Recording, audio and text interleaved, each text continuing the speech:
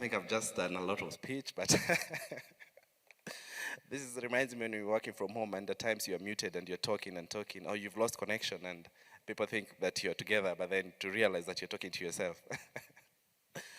So I'm just saying that right after the data commissioner, I just want to highlight more basically on compliance method and practices as far as cybersecurity and privacy protection is concerned. To start me off, I'll just say the Huawei mission has always been building a fully connected, intelligent world, bringing benefits to everyone and everywhere. Now, you can imagine we are not just building products, we have to provide solution. And this brings into focus why we need to ensure that security is considered, especially at the design stage. By the time we get products into the market, by the time we liaise, we bring any solution to you, security has to be factored right from the word go. Now, based on that vision and mission and based on the background, I think Huawei is equipment manufacturer. We provide solutions. We operate in quite a huge market, over 140 plus regional headquarters across the globe.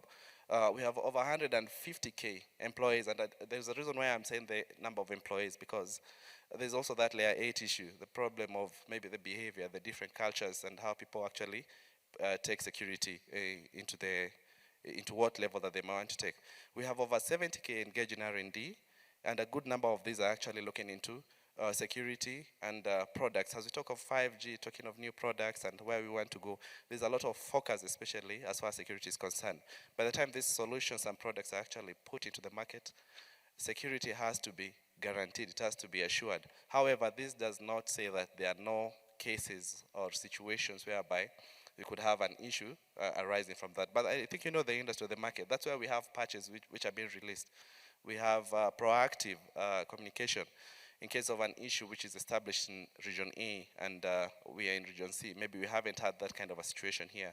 The proactivity that we have internally as an organization based on our other offices is actually working so well to our customers. Now, just to highlight that, Huawei is equipment manufacturer. We provide solutions. Cybersecurity has to be the top of company agenda, completely at the top. 1999 to 2005, Huawei started moving from product security to solution security. We no longer just produce the equipment. We have to make sure that the security of the data or the information contained in these equipments is actually confirmed. Now, just want to highlight that I don't know if you can't put cybersecurity and privacy protection as part of your top agenda. I think it's only a matter of time before you run into trouble. All right?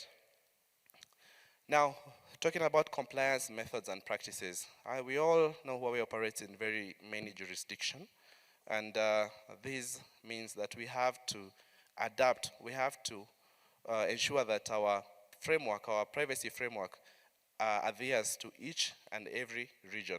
You've already heard that more and more countries have actually adopted a legal framework as far as data protection is concerned. About between 2015 and 2021, in the markets that we operate, we have about 11% of the markets that adopted data protection framework. And this calls for us to quickly align, check on the industry, check on the market, and try to ensure that our internal framework fully adheres to the frameworks in this individual organization. Well, we don't take a blanket and assume and apply it across all rep offices in different regions. We ensure that we liaise with the partners in each particular region to ensure that our protection or our framework that we have in place fully adheres to the local environment. Well, technology cuts across different markets, different services. So whatever applies best, we always try to negotiate and try to check to ensure that whatever we put as a framework actually meets the regulation. Basically, mapping the internal processes for compliance is basically based on the privacy standards and the GDPR requirements. Already, the Kenyan has already been mentioned. Remember the EU GDPR, which actually came into force and actually forced so many companies to change and the way their frameworks or internal regulation works. Kenya, the same has happened. We already we've already customized our internal framework to ensure that all the security, because Huawei deals with a lot of data. As I say, it's just a solution, because for the products and solutions we've put out there, there's a lot we support our customers in. And this actually brings into question on how we handle the data. We are a data processor, in some cases a data controller. Do we know the regulations? Do we know the jurisdiction? Whatever that might be working in Asia might be slightly different here based on the regulations. However, on the baseline or on the framework, it's tried to be aligned. So 2019, when the Data Protection Act came into force, we had to align. We are not an island. We work together with the organizations or authorities in Kenya. We work with our customers. We have to interpret this particular regulation and to ensure that whatever we have or whatever is running internally is actually upgraded to match the basic requirements. So of course, as I said, just like any other data protection or any other requirement or regulation, it's actually based on the 4 or 5 frameworks, basically on the lawfulness, fairness, transparency, purpose, limitation. Of course, we collect a lot of data, and I said collecting data is not bad, but how do you handle that data? Does it adhere to the regulation or the requirements?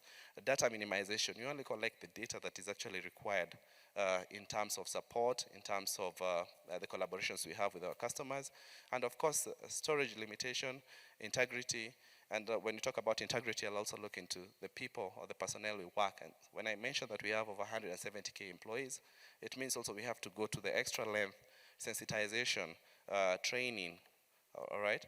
And also you're talking about accountability and accuracy. Now, being a company top agenda, just want to highlight that it has to be run from the top, especially for an organization that operates across different jurisdictions. It has to be run from the top. And from the top, you have to set up, based on the different frameworks. You have an umbrella framework, then you have one that is actually broken down into different jurisdictions, different regions. In most cases, as just the data commissioner has mentioned, that we have to align these regulations so that because of cloud and everything, data is stored in different countries, based on authorizations and everything like that, we have to have a basic framework that actually could control and guide this. Huawei, we've actually mapped this based on the organization, based on the headquarter, broken down into the regional level, broken down into the rep office level, and that's not the end. In most organizations, you need to know that you have to break it down into the department level. For a tech company, issuing products, having solution, having services to our customers, then it has to go down to the department, a project team level, individual level, and that's why we say awareness is very important.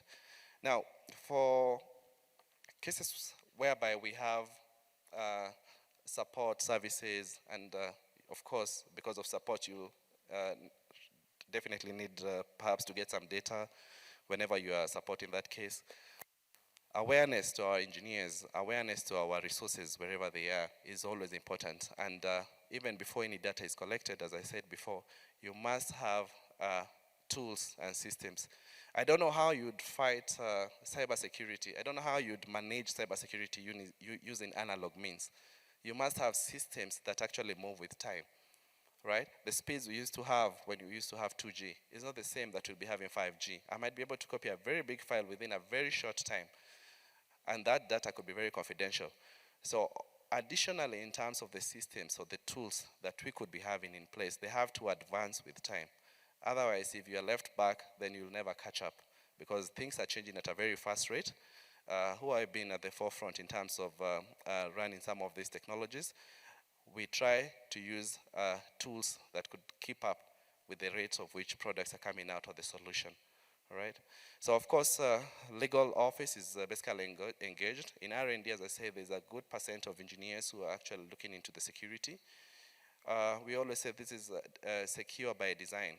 By the time you design a product or a solution, security has to be at the basic level, and it has to follow each and every compliance regulations which have been put in place. Well, just highlighted that layer 8, and I think it's common that we could be having very good systems, firewall or access list, and all these things that could actually try to protect your systems. However, at the end of the day, it is individuals who will operate these systems. It is people. Now, awareness and especially managing in an environment whereby you have over 170K employees brings another angle. How do you ensure that all resources are able to adhere or take it personally about the security?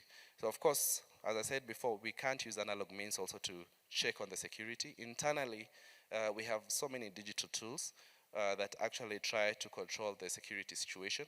We always call it like a dashboard. Like at any particular time, if I say, where are we as far as security is concerned? Remember, cybersecurity is the top agenda for a tech company like Huawei. Where are we in terms of compliance? Where are we in terms of risk? Because it's a huge risk. I think one mistake or two mistakes could actually bring down quite a big fortune.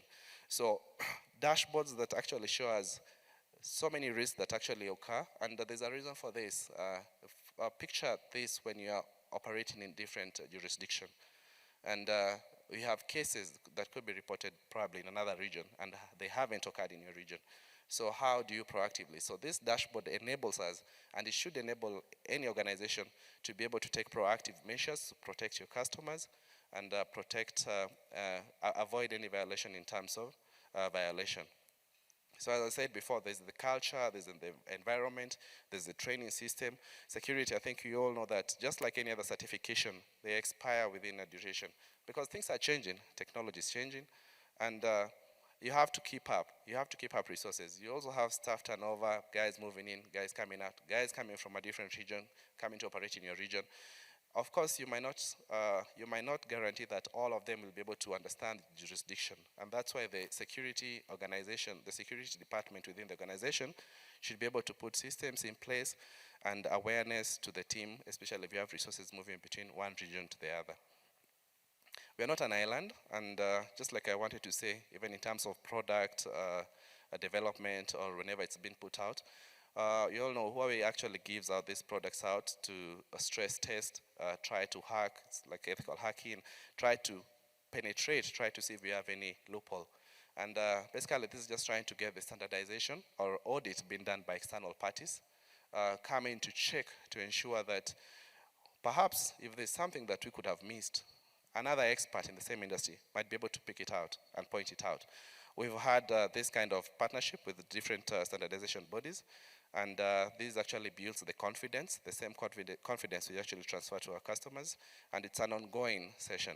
And in cases whereby perhaps we've established or identified that we have an advancement, we share the same to the standardization bodies, basically just to increase. This is not a sole journey, it is actually an industry, just to ensure that security is factored in both cases. Of course, as I mentioned before, the audit is very important. We run a lot of audits internally. At times we run from external bodies. Internally, we split and try to run even from different environments, from different bodies, different departments. And basically, this is just to ensure that we check and cross-check if we have a loophole. The main purpose for this is basically to increase the awareness, try to increase the level at which you can actually check on our process, on our framework, or the process, how we've been supporting our customers, right?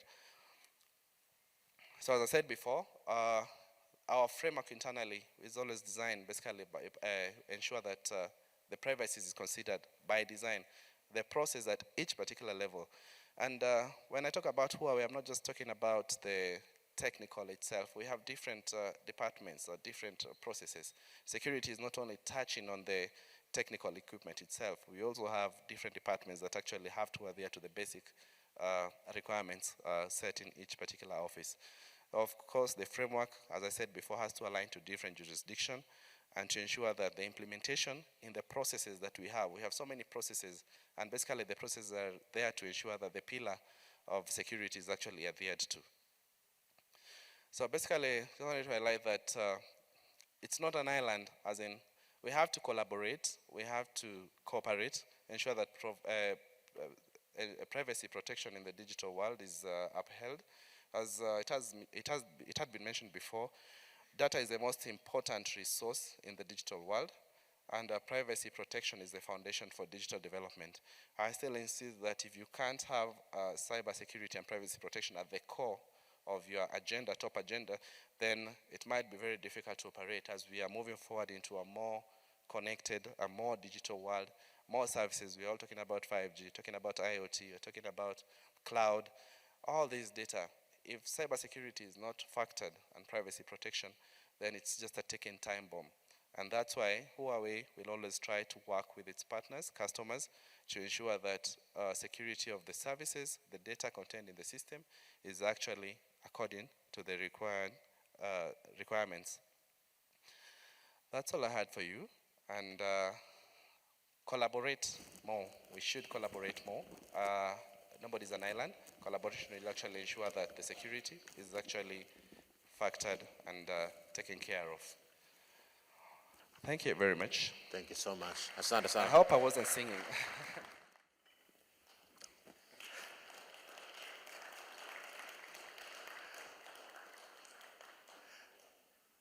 Keep on doing that thing. That thing. Yeah, yes. Thank you so much. Thank you so much. Asante sana. Mr. Wycliffe, very interesting.